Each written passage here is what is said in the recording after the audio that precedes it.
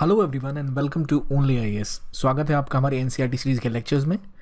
और इस लेक्चर में जो हम टॉपिक कवर करेंगे वो है क्लास 11th की ज्योग्राफी का चैप्टर नंबर 1। जो बुक हम कवर करेंगे वो है इंडिया फिजिकल एनवायरनमेंट। तो इस चैप्टर में प्राइमरली जो चीज़ें हम समझेंगे वो है इंडिया की location, latitude wise longitude wise क्या उसका इम्पैक्ट होता है इंडिया के टाइमलाइन पर, क्या उसका प्रभाव होता है, कैसे वो इम्पैक्ट करता है हम जिस तरह इंडिया को देखते हैं, जिस तरह हमारा क्लाइमेट प्ले आउट होता है।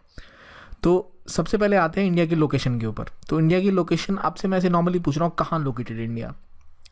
आप कंपैरेटिवली जनरली जवाब देंगे एशिया में है, पर क्या इंडिया का लैटिट्यूडनल स्ट्रेच आपको लगता है, क्या इंडिया का लॉन्गिट्यूडनल स्ट्रेच है? और उससे पहले ये जानना ज़रूरी है कि आपको पता है कि लैटिट्यूड क्या होता है और लॉन्गिट्यूड क्या होता है। ये हमने ऑलरेडी एक्सप्लेन किया हुआ है आपको पहले के लेक्चर्स में, that what is latitude, how is latitude measured, what is longitude. अब अगर मैं अर्थ को ऐसे ड्रॉ करूँ तो इन जनरल इंट्रो के लिए आपको बताता हूँ कि अगर मैं अर्थ को ऐसे ड्रॉ करूँ तो उसमें एक लाइनें ऐसी आती हैं जो कि लेटी हुई लाइंस होती है जिन्हें हम कहते हैं लैटिट्यूड। तो लैटिट्यूड एक पॉइंट से आप मेजर करते हैं जहाँ पे इक्वेटर आपका 0 डिग्री होता है, जो ठीक धरती के बीचों बीच जाता है। उसके नॉर्थ और साउथ में आपका लैटिट्यूड मेजर होता है, राइट। लॉन्गिट्यूड के हिसाब से हम इसी तरह एक ऐसी रेखाएं खींचते हैं जो ऊपर से नीचे जाती है, जो कि लॉन्गिट्यूड कहलाती है। लंबी रेखाएं सीधी सीधी जाती है, इन्हें हम लॉन्गिट्यूड कहते हैं, राइट। तो लॉन्गिट्यूड और लैटिट्यूड में क्या डिफरेंस है ये आपको पता है आई गेस, क्योंकि आपने अगर पहले लेक्चर्स नहीं देखे आप उसको रिवाइज कर लें एक बार ताकि क्लैरिटी आ जाए आपको और ज़्यादा। पर ये बेसिक आपको मैंने बताने के लिए बता दिया कि लॉन्गिट्यूड किसे कहते हैं, लैटिट्यूड किसे कहते हैं। अब क्या इंडिया की लोकेशन इसमें कहाँ पर है, किस किस लेंथ में वो स्प्रेड आउट है, कितनी लैटिट्यूड में या कितनी लॉन्गिट्यूड में वो स्प्रेड आउट है, आपको क्या लगता है? अगर हम लोकेशन की बात करें तो मैं अगर आपको ऐसी जनरली बताऊं तो जो लोकेशनल स्प्रेड है इंडिया का वो ऑलमोस्ट 30 डिग्री है। अब उसका क्या इम्पैक्ट इंडिया पे हो रहा है? उसका इम्पैक्ट इंडिया के टाइम जोन्स पे पड़ रहा है कि अगर आपका स्प्रेड, आपकी कंट्री की जो लंबाई चौड़ाई है वो ज़्यादा लॉन्गिट्यूडनल एरियाज पे जब फैली होती है या लैटिट्यूडनल एरिया पर जब ज़्यादा फैली होती है तो वहाँ टाइम डिफरेंसेस आएंगे, वहाँ टेम्परेचर डिफरेंसेस आएंगे, क्योंकि दिखाता है कि कितने डिस्टेंस तक आपका देश फैला हुआ। जितना ज़्यादा डिस्टेंस फैला हुआ होगा उतना डिफरेंस होगा वहाँ पर इंसोलेशन का, कि कहीं पे सूर्य की किरणें ज़्यादा पड़ेंगी, कहीं पे कम पड़ेंगी। वो किस रीजन में आएगा, क्या वो इक्वेटोरियल रीजन में आ रहा है, ट्रॉपिकल रीजन में आ रहा है, टेम्परेट रीजन में आ रहा है, ये सभी चीज़ें डिसाइड होती हैं आपकी कंट्री की साइज से। और अक्सर कंट्रीज़ किसी एक जगह प्लेस्ड होती हैं, या तो वो टेम्परेट रीजन में होती हैं अक्सर, या तो ट्रॉपिकल में होती हैं। लेकिन इंडिया की खास बात यह कि ऐसे रीजन में है जो थोड़ा बहुत ट्रॉपिक्स भी कवर कर रही है, सब ट्रॉपिक भी कवर कर रही है। तो उससे इंडिया के पास एक स्पेशल एबिलिटी आती है, एक स्पेशल तरह का क्लाइमेट आता है जो तरह तरह के रीजन्स में तरह तरह के वेदर क्लाइमेट की कंडीशंस क्रिएट करता है, जहाँ उस तरह के विभिन्न और यूनिक एनवायरनमेंट्स होते हैं जिसके कारणवश बहुत सारी बायोडाइवर्सिटी हम इंडिया में देख पाते हैं। ये कोर कहानी है इंडिया की लोकेशन की। तो अब इस बेसिक इंट्रो के बाद हम आते हैं इंडिया की लोकेशन के ऊपर कि भाई कहाँ लोकेटेड है। ये नॉर्मली इंडिया है, ये नक्शा थोड़ा, ये पूरा एरिया आएगा कश्मीर का, ये इंडिया है, राइट। आपको खास बात दिख रही है कि इंडिया की जो पोजीशन है वो मैप पे, जब भी आप ज्योग्राफी पढ़ रहे हैं मेरा आपको सजेशन है कि आप एटलस साथ रखें ताकि आपको क्लैरिटी मिले समझने में जो बोला जा रहा है और वो ज़्यादा रिटेन कर पाएँ आप। ये इंडिया की लोकेशन है। यहाँ आप देख सकते हैं कि इंडिया का एक बड़ा पार्ट समुद्र के आसपास है, यानी कोस्टल एरिया बहुत बड़ा है। क्योंकि सी पास है, ओशंस पास है, तो यहाँ पे जो लैंड एरिया होगा इस रीजन का, यहाँ पर क्योंकि वो कोस्टल एरिया है तो वहाँ पर टेम्परेचर डिफरेंस ज़्यादा नहीं होगा, एक्सट्रीम ठंड या गर्म नहीं पड़ेगी, क्योंकि यहाँ पे लैंड ब्रीज या सी ब्रीज ट्रैवल करेगी, जो हमने पीछे पढ़ा है कैसे उसका इम्पैक्ट होता है, किस तरह जो एरिया सी के पास होता है वहाँ ज़्यादा टेम्परेचर एक्सट्रीम नहीं होता, क्योंकि वहाँ पर जो ब्रीज बहती है वो उसको कंटेन करके रखती है। उसी तरह यहाँ नॉर्थ इंडिया के हिमालयज़ हैं और यहाँ पे एक ठंडी हवाओं का जो बौछार आती है सेंट्रल एशिया से, वो हिमालयस को क्रॉस करके इंडिया तक नहीं आ पाती। तो इस वजह से इंडिया का रीजन बचा रहता है बहुत तेज़ ठंड से, राइट। ये चीज़ें आप देखते ही बता सकते हैं कि एक लंबी कोस्ट लाइन है, कोस्ट लाइन का इम्पैक्ट उसके किनारे पे क्या होगा, और ऊपर यहाँ पे हिमालयस है उसका क्या इम्पैक्ट होगा। इस साइड आपको जो एक सुलेमान रेंज है या जो हिंदू कुश का रीजन है ऊपर अफगानिस्तान के पास, वहाँ भी आपको पर्वतीय श्रृंखला दिखती है, लेकिन आपको यहाँ भी दिखता है कि भाई ये भी एक तरह से बैरियर ऊपर बना रहा है इंडिया के ठीक हेड के ऊपर। तो ये क्लियरली आपको यहाँ दिख जाता है। और अगर आप थोड़ा सा भी दिमाग अप्लाई करें, बेसिक लॉजिक लगाए, तो आपको दिख रहा है अच्छा ये कहानी है, 3 साइड से कोस्ट लाइन है, ये टेम्परेचर को मेंटेन करती होगी, ऊपर पहाड़ है, लेकिन हिमालयस का पार्ट भी इंडिया में आता है जहाँ पर कोल्ड टेम्परेचर इंडिया को देखने को मिल सकता है। तो ये सारी चीज़ें इस बेसिक मैप से समझ आती हैं। पर अगर हमें और डिटेल में जाना है और अगर समझना है कि क्या लोकेशनल डिफरेंसेस हैं, तो हमें देखना होगा कि लैटिट्यूड वाइज लॉन्गिट्यूड वाइज क्या मेजरमेंट होती है। जो हम कहते हैं कि अर्थ का, इंडिया का एरिया बताइए आप कितना है। जो इंडिया का एरिया ऑलमोस्ट कितना आता है, 3.28 million square kilometre I guess India का एरिया है ओवरऑल। तो ये जो एरिया है ये ऑलमोस्ट दुनिया का 2.4% है, if I am not wrong 2.4%, और ऑलमोस्ट अराउंड 15 to 16% जो 7th लार्जेस्ट कंट्री है इंडिया दुनिया में।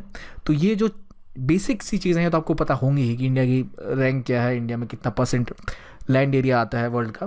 लेकिन ये सारी चीज़ें जो हैं ये भी दिखाती हैं कि अगर लैंड एरिया सिर्फ 2.4% ही है, कोई बहुत बड़ा इलाका तो नहीं है कंपेयर इट विद रशिया जिसका इतना बड़ा स्ट्रेच है। लेकिन इंडिया में जो विविधता है वो रशिया में भी देखने को नहीं मिलती टेम्परेचर वाइज या क्लाइमेट वाइज। ऐसा क्यों होता है? क्योंकि because of the unique location of India. India के पास से ट्रॉपिक ऑफ कैंसर पास करता है, इंडिया के पास से इक्वेटर क्रॉस करता है, not between, but tropic of cancer तो इंडिया से ही पास होता है, राइट, और इक्वेटर भी पास होता है इंडिया के पास से। तो ये जो क्लाइमेटिक कंडीशन है, जो साउथ इंडिया के अलग तरह के जोन में है थोड़ा सा, और नॉर्थ इंडिया के अलग तरह के जोन में है जो वहाँ पे, और हिमालयाज यहाँ ऊपर है जो आपको एक अलग तरह का एनवायरनमेंट देते हैं, ऐसा लैंडस्केप देते हैं जहाँ तरह तरह के क्लाइमेट और क्लाइमेटिक जोन एग्जिस्ट कर सकते हैं। एक बड़ी कोस्ट लाइन है जिसका अपना खुद का इम्पैक्ट हो रहा है, और मानसूनल विंड्स, यहाँ पे ये जो लोकेशन है, ये जो बे ऑफ बंगाल है, यहाँ जो लोकेशनल फीचर हैं ये इस तरह का लैंडफॉर्म क्रिएट कर रहे हैं या इस तरह की ज्योग्राफी बना रहे हैं जहाँ पर आपका मानसून क्रिएट हो रहा है।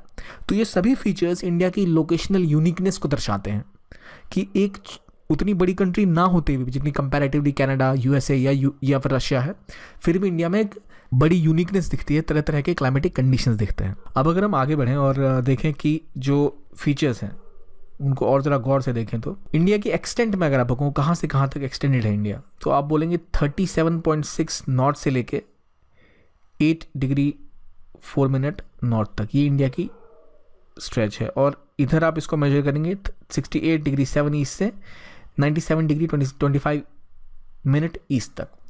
तो ये जो स्ट्रेच है इसे आप कैसे मेजर करेंगे, क्या है ये असल में? ये जो 37 डिग्री 6 मिनट नॉर्थ, या ये आपको जो 6 डिग्री 45 मिनट नॉर्थ यहाँ दिख रहा है, ये क्या है? ये इंदिरा पॉइंट है, यहाँ पर ऊपर इंदिरा कोल है।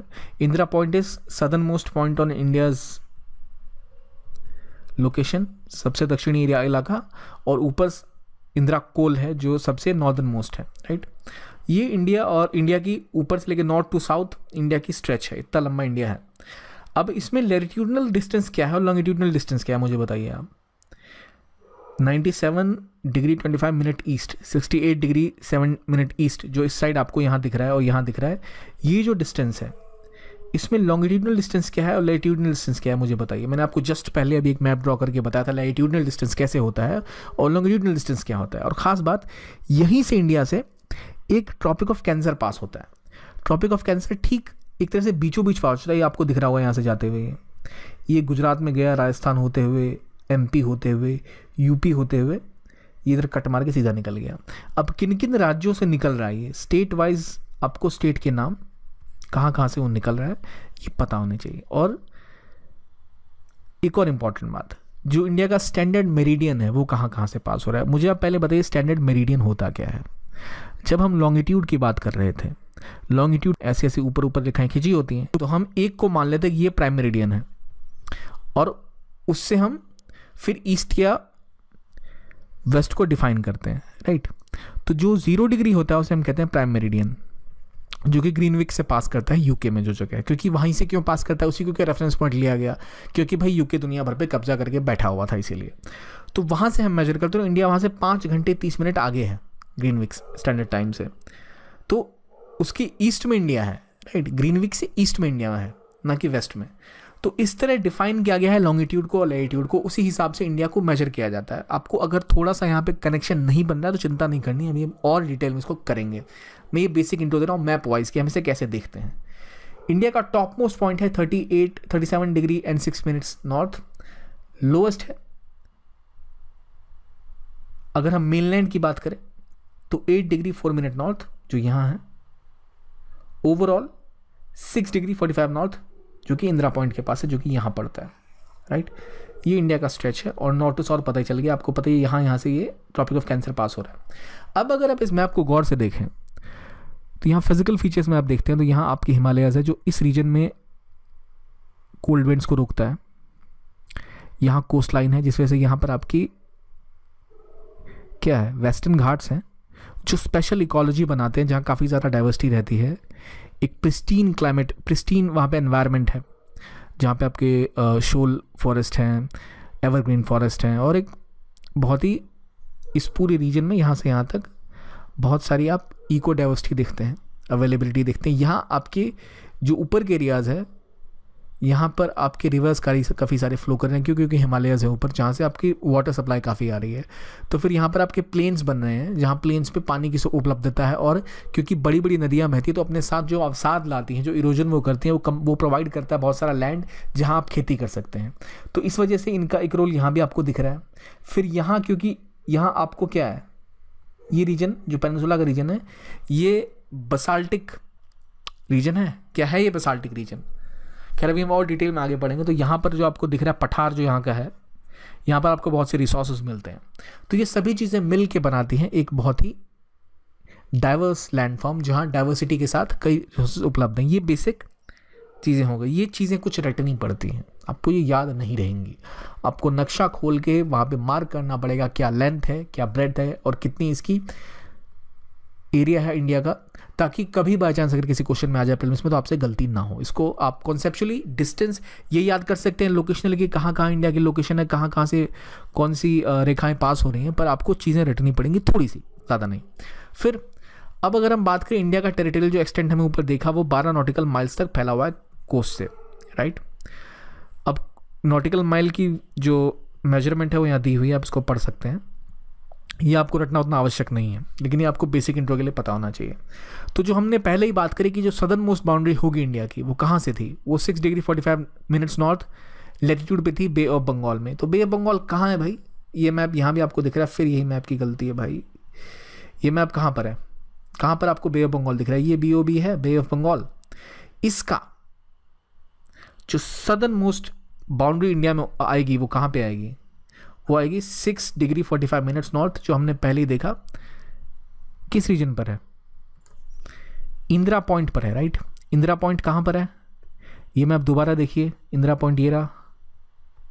तो ये रीजन आपको दिखाता है क्या कि कहाँ पर वो लोकेटेड है southern point. Northern most point आपको दिख रहा है, ईस्टर्न पता ही चल रहा है, वेस्टर्न पता ही चल रहा है। तो ये सारी चीज़ें आपको बेसिकली बस याद कर लेनी है, इसमें ज़रा कुछ ऐसा है नहीं एनालाइज करने वाला, ये आपको याद करना पड़ेगा। इसलिए आपको याद होगा कैसे, अक्सर लोग भूल जाते हैं। नक्शा साथ में रखिए, हमेशा ऊपर देखिए, अच्छा ये इंडिया का लैटिट्यूड है, ये इंडिया का लॉन्गिट्यूड है, और कोशिश करिए वर्ल्ड मैप में मेजर करने की कि इंडिया की जो लैटिट्यूड्स हैं उससे मैच करते करते कौन सी बड़ी कंट्रीज़ हैं, कहाँ से कोई अगर इक्वेटर पास कर रहा है तो किन किन कंट्रीज से पास कर रहा है, अगर ट्रॉपिक ऑफ कैंसर इंडिया से पास कर रहा है उन किन किन कंट्रीज से पास कर रहा है। इसको आप जितना ज़रा देखेंगे मैप में उतना ज़रा आपको याद रहेगा ये। तो और जब हम लॉटिट्यूड और लॉन्गिट्यूडनल एक्सटेंट याद करते हैं इंडिया का, देखते हैं कितना है, तो जैसे मैंने आपको पहले बताया 30 डिग्री के आसपास ये बनता है। तो अगर हम एक्चुअल किलोमीटर्स में देखें कितना डिस्टेंस है, तो जो ईस्ट टू वेस्ट का डिस्टेंस है वो लगभग 2933 किलोमीटर है, और नॉर्थ टू साउथ का डिस्टेंस अगर हम देखें तो 3214 किलोमीटर है। ये डिस्टेंस हो गया north to south, east to west. इसके बाद अगर हम और डिटेल में जाएं कि भाई क्या डिफरेंस आ रहा है, क्यों जो चेंजेस आ रहे हैं वो क्या दर्शाते हैं, तो जो डिस्टेंसेस और डिफरेंसेस जो लॉन्गिट्यूड के बीच में है वो समझना ज़रूरी है। अब अगर हम बात करें कि जो लैटिट्यूड है उन्हें पैरेलल कहते हैं क्योंकि वो धरती के पैरेलल चलते हैं, राइट, सीधा इस तरह से, और बीचों बीच कौन सी लाइन जाती है, तो इक्वेटर जाती है, उसके वो पैरेलल होते हैं। लेकिन लॉन्गिट्यूड जो है वो ऐसे सर्कुलर आते हैं, राइट, और जैसे जैसे ये पोल की तरफ जाते हैं तो उनका डिस्टेंस कम होता चला जाता है। इसको समझने के लिए एक बार मैप से देखते हैं।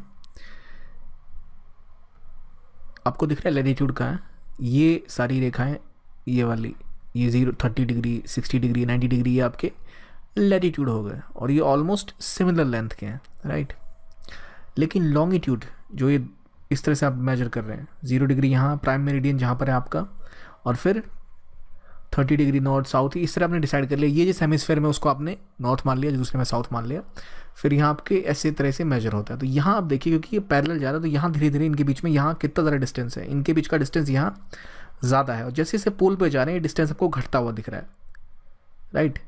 तो इनका डिस्टेंस ऐसे करके घटता हुआ दिखेगा। ये आपको क्लियर समझ आ रहा है कि लैटिट्यूड का डिस्टेंस जो इनके बीच का डिस्टेंस है ये हर जगह सिमिलर है, राइट। देखिए कहीं भी मेजर करेंगे क्योंकि लैटिट्यूड होते हैं पैरेलल टू इक्वेटर, इसलिए आपस में पैरेलल है तो उनके बीच में डिस्टेंस बराबर रहता है। लेकिन जो लॉन्गिट्यूड है, जो ऐसे एंगल मार के कट मार के नीचे आ रहे हैं, इनके बीच में यहाँ डिस्टेंस कम है और इक्वेटर के पास डिस्टेंस ज़्यादा है। तो जैसे हम पोल वर्ड जाते हैं वैसे वैसे जो लॉन्गिट्यूडनल डिस्टेंस है वो कम होता जाता है। अब आपको चीज़ समझ आ चुकी है। तो अभी हमने देखा था कि जो इंडिया का जो डिस्टेंस है लॉन्गिट्यूड वाइज, उसको अगर हम गौर करें तो वहाँ जो डिफरेंसेस हमें दिखते हैं उससे हमें पता लगेगा कि भाई इंडिया का जो मूवमेंट हो रहा है डिस्टेंस का लॉन्गिट्यूड वाइज, वो हमें बताएगा कि इंडिया के टाइम जोन में क्या फ़र्क पड़ रहा है। अभी तक हमने देखा कितना डिस्टेंस है, हमने नॉर्थ साउथ का डिस्टेंस देख लिया।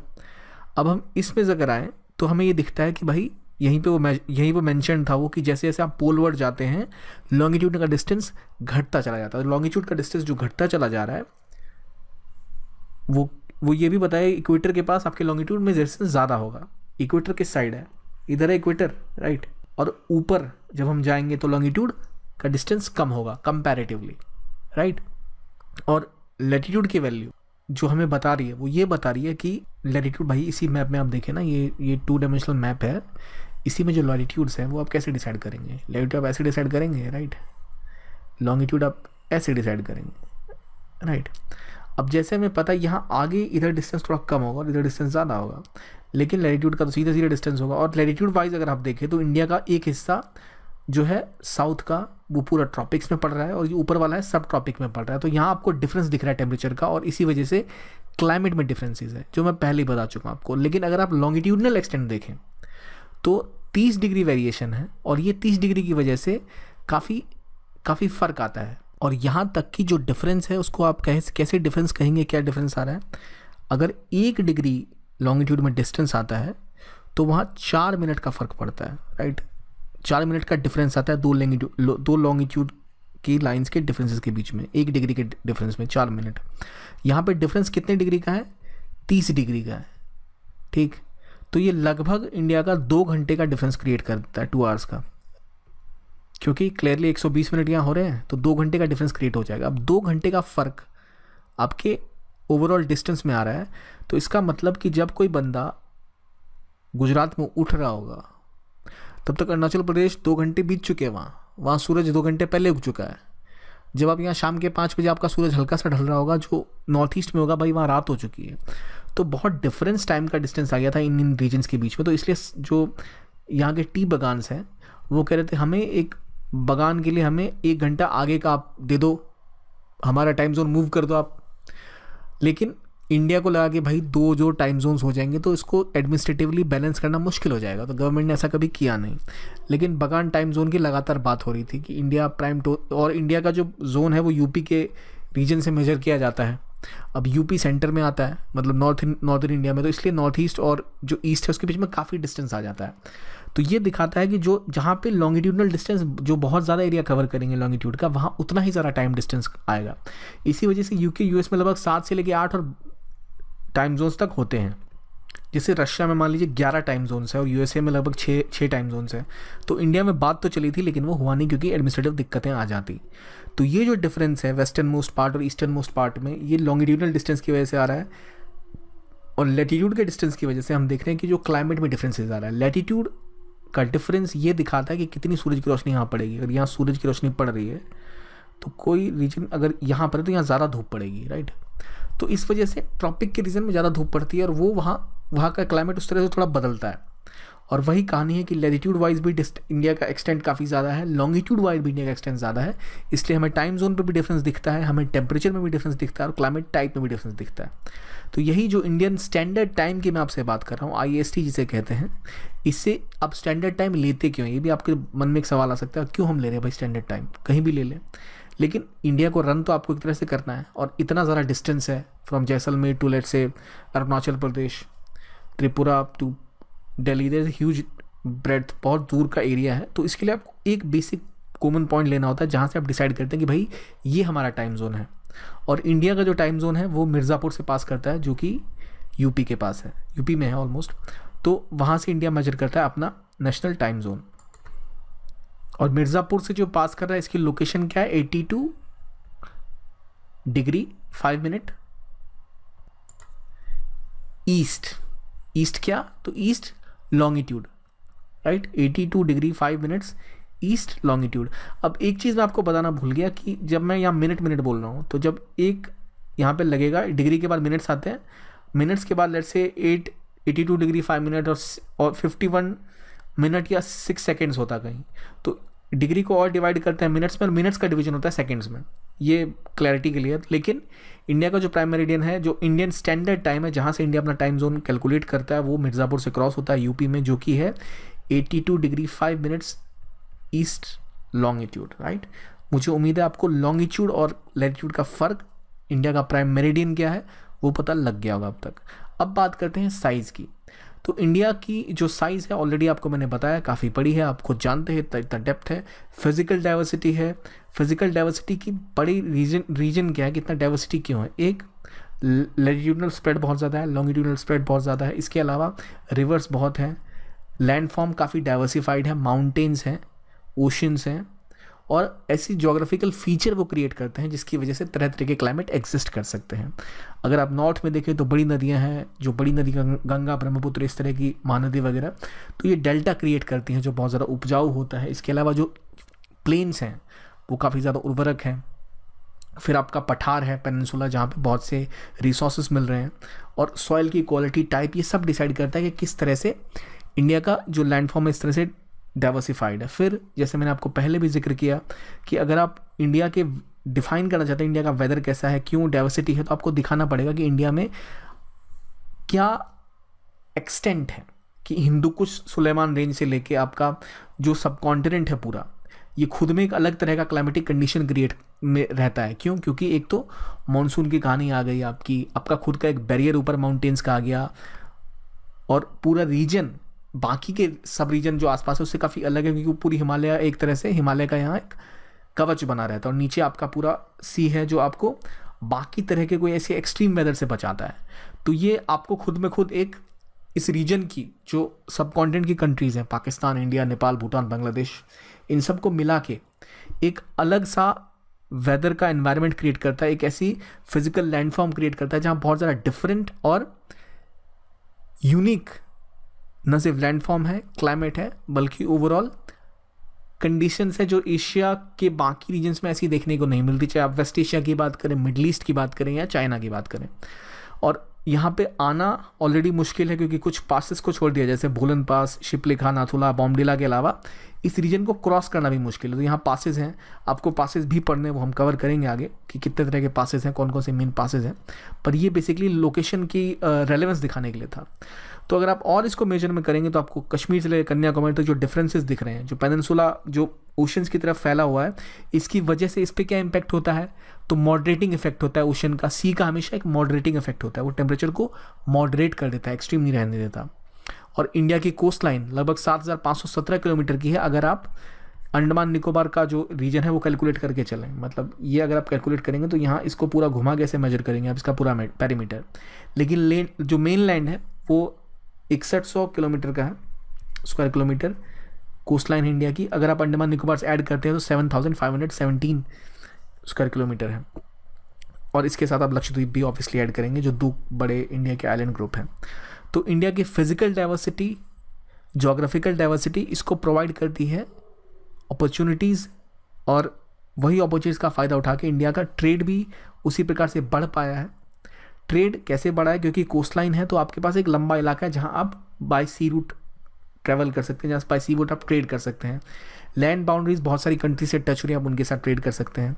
तो इसी चक्कर में इंडिया के पास क्लाइमेटिक डिफरेंसेस ही नहीं, ट्रेड वाइज भी और सभी तरह से अपॉर्चुनिटीज़ है ट्रेड करने को। जो मैरीटाइम लोकेशन है रीजन के आसपास, वो इंडिया को एक स्पेशल एडवांटेज देते हैं कि इंडिया एक ऐसी लोकेशन पे जहाँ south east Asia, west Asia, यानी अगर आपको ईरान जाना है यहाँ से सऊदी अरब जाना है, अफ्रीका जाना है या साउथ ईस्ट एशिया जाना है, तो इंडिया के से होके गुजरना पड़ेगा, तो इंडिया के पास से गुजरना पड़ेगा। इसलिए इंडिया के पास एक कंजंक्शन पॉइंट है जहाँ बाकी रीजन को वो आपस में जोड़ती है। तो इंडिया की खास बात है कि इंडिया से बाकी कई रीजन्स जुड़ते हैं।